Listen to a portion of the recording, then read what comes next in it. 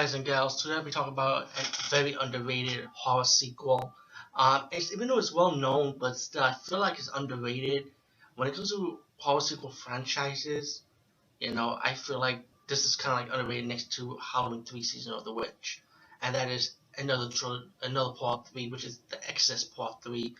And I saw this movie twice actually, on video cassette and on cable.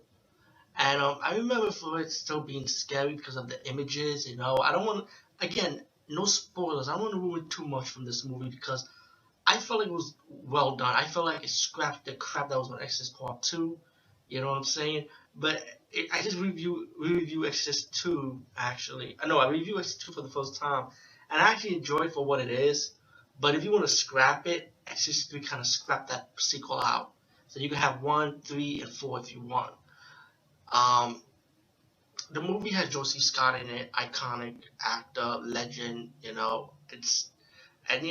you know Josie Scott's acting, and you still love it to this day, you'll love him in this movie. I mean, he's like priceless. You know what I'm saying?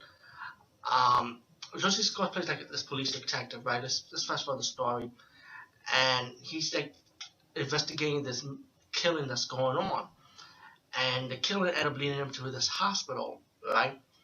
And then you get like these mysterious deaths going on in the hospital, and then it comes to this room where there's this man. They look like the guy from the first Exorcist movie, the priest that killed himself for the girl. And you find this backstory at the beginning of this movie also with Josie Scott and him and that guy from the first Exorcist movie, the priest that killed himself for the Blaze character. They were actually best friends. So he realized that this guy in the mental hospital looked just like his best friend, but it's really not. And while the detectives figured out that the killer is actually the Gemini killer, but it's impossible because the killer died like 15 years ago. And you find out that the guy in the mental hospital that looked like his friend was actually the Gemini killer. And again, I don't want to ruin too much because I felt like the story was so well done, and especially when the Gemini killer that it explained to him like how he came about, how he survived the electrical shock, even though he was supposed to kill him in the chair. And guys, it's just the moment.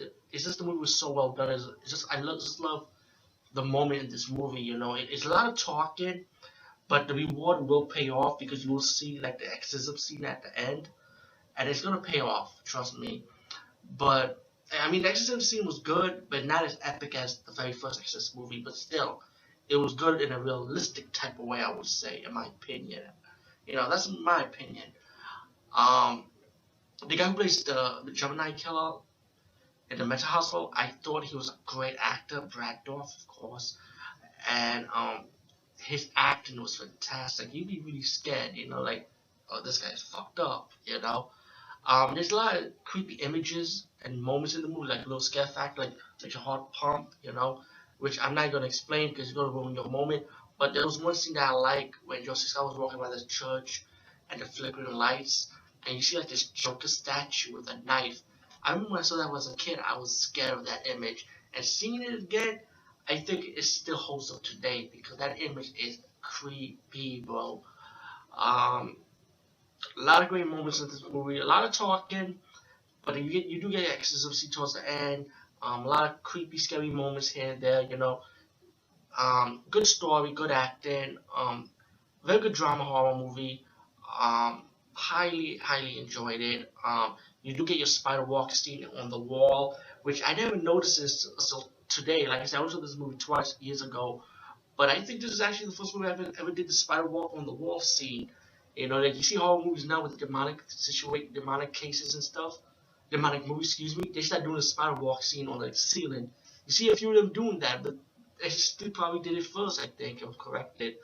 Anyway, peace, guys. See you later. And again, I can't spoil too much, only a little bit, but I can tell you it's highly enjoyable if you want to keep an open mind. And I feel like it's definitely an underrated horror sequel in a trilogy, especially in Part 3. And my next review should be the other two Exorcist movies, prequels, Part 4, or the different cuts. So I can't wait to talk about that.